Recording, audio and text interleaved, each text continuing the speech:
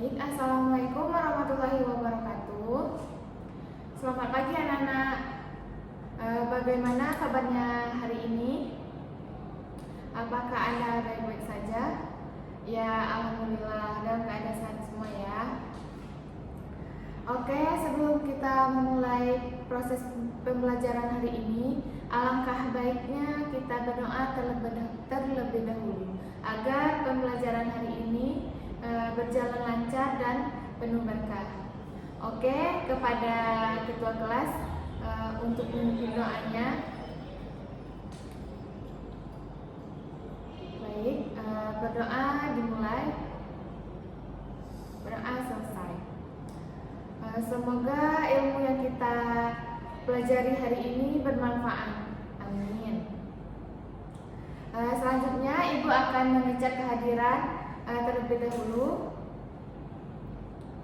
Baik, hadir semua ya. Alhamdulillah. Baik, sebelum materi kita mulai, Ibu akan bertanya, siapa yang masih ingat pembelajaran yang minggu lalu? Ayo, siapa yang masih ingat? Yang masih ingat coba tunjuk tangan. Oke, bagus. Makasih. Masih ingat dan paham semua ya. Baik. Hari ini kita akan mempelajari materi yang sangat berdasar dalam ilmu sejarah, yaitu konsep masa manusia, ruang, dan waktu dalam sejarah.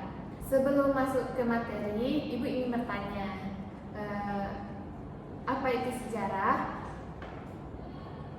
Ya baik, jawaban kalian sudah bagus. Hari ini tujuan pembelajaran kita adalah menjelaskan konsep manusia dalam sejarah, menjelaskan konsep ruang dalam sejarah, menjelaskan konsep waktu, menganalisis keterkaitan manusia, ruang, dan waktu. Baik, materi kita yaitu konsep manusia dalam sejarah. Dalam sejarah, manusia adalah unsur utama. Mengapa? Karena manusia adalah pelaku sejarah. Tidak ada sejarah tanpa manusia. Sejarah berasal dari kata syajaratun yang berarti pohon, menggambarkan pertumbuhan dan perkembangan. Manusia disebut sebagai subjek sejarah atau pelaku objek sejarah yang diteliti. Jadi, manusia menentukan jalannya sejarah. Selanjutnya, konsep waktu dalam sejarah. Tanpa waktu yang dijelas, suatu peristiwa tidak bisa disebut sebagai peristiwa sejarah. Waktu menunjukkan kenapa peristiwa terjadi, kapan peristiwa terjadi. Peristiwa hanya disebut sejarah jika memiliki waktu yang jelas. Dalam sejarah dikenal konsep yang pertama kronologi. Kronologi yaitu urutan waktu terjadinya peristiwa. Contoh, tahun 1945 terjadinya proklamasi kemerdekaan dan 1998 terjadinya reformasi. Yang kedua, periodisasi yaitu pembagian waktu dalam beberapa babak sejarah. Contoh, periodisasi Indonesia yaitu masa Hindu-Buddha, masa Islam, dan masa kolonial, masa kemerdekaan. Menurut Kuntowijoyo, waktu dalam sejarah yaitu perkembangan, perubahan, keberlanjutan, pengulangan. Artinya, sejarah tidak diam, tetapi selalu bergerak dan berkembang. Selanjutnya, konsep ruang dalam sejarah. Ruang adalah tempat terjadinya peristiwa sejarah. Ruang berkaitan dengan letak geografis, kondisi alam, dan lingkungan sosial. Contoh, proklamasi kemerdekaan terjadi di Jakarta. Peristiwa tersebut tidak terjadi di tempat lain. Ruang memengaruhi jalannya sejarah. Misalnya, Indonesia dijajah bangsa Eropa karena letaknya strategis di jalur perdagangan. Dan perdagangan berkembang di wilayah pesisir.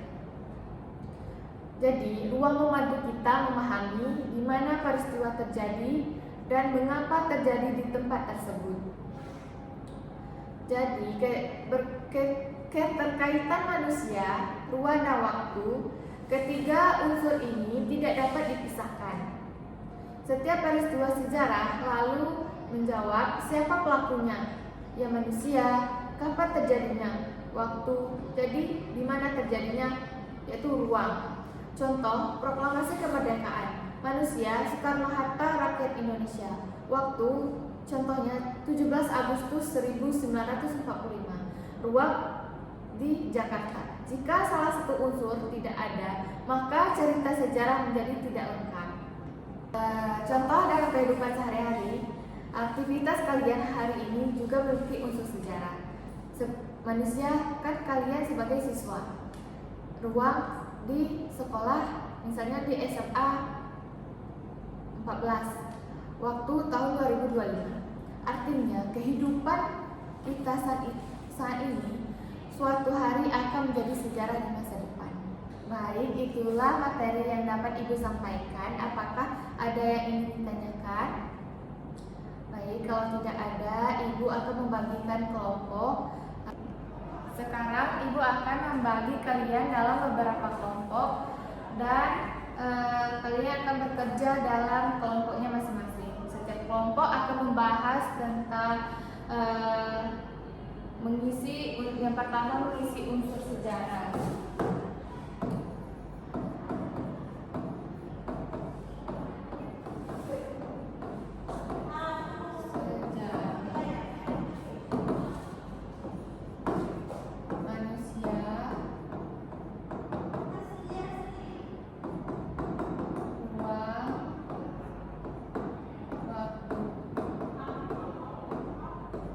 Yang kedua yaitu berikan contoh dalam kehidupan kalian bahwa aktivitas manusia tidak bisa dilepas dari ruang dan waktu. Contoh dalam kehidupan sehari-hari.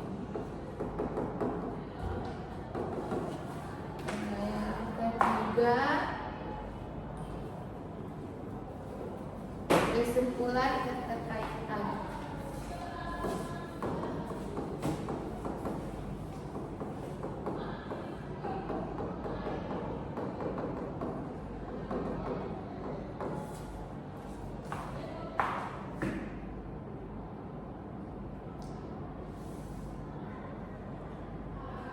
Baik, untuk waktunya 20 menit untuk mencari materi. Setelah itu setiap kelompok akan presentasi ke depan. Baik, kelompok 1 silakan mempresentasi hasil diskusinya.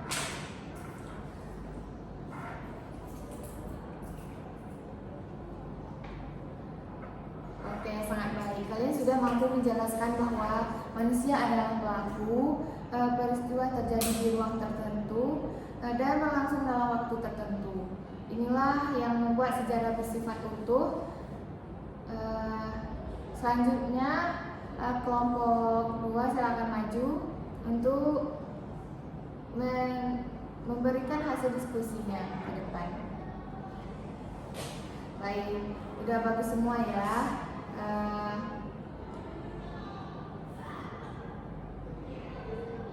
Selanjutnya, apakah ada yang ingin ditanyakan? Silakan sebelum kita mengakhiri pembelajaran kita hari ini. Baik, kalau tidak ada, sebelum kita akhiri, Ibu akan memberikan 3 pertanyaan singkat. Yang pertama, mengapa manusia disebut subjek sejarah?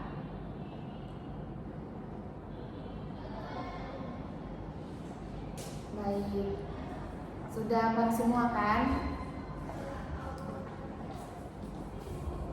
Oke, pada pertemuan berikutnya kita akan membahas lebih dalam mengenai penerapan konsep manusia, ruang dan waktu dalam peristiwa sejarah Indonesia.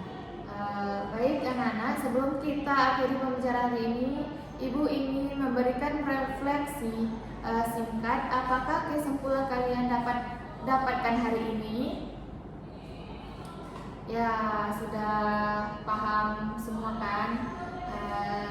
Baik, Ibu akan menyimpulkan kesimpulan pembelajaran kita hari ini, yaitu sejarah adalah peristiwa masa lalu yang melibatkan manusia sebagai pelaku, terjadi dalam ruang tertentu dan berlangsung dalam ruang tertentu secara kronologis. Sebelum kita akhiri pembelajaran hari ini, marilah kita berdoa agar ilmu yang kita mempelajari, ilmu yang kita pelajari bermanfaat. Baik, berdoa kita mulai. Berdoa selesai. Mungkin itu saja yang Ibu paparkan. Semoga bermanfaat. Ibu akhiri. Wassalamualaikum warahmatullahi wabarakatuh.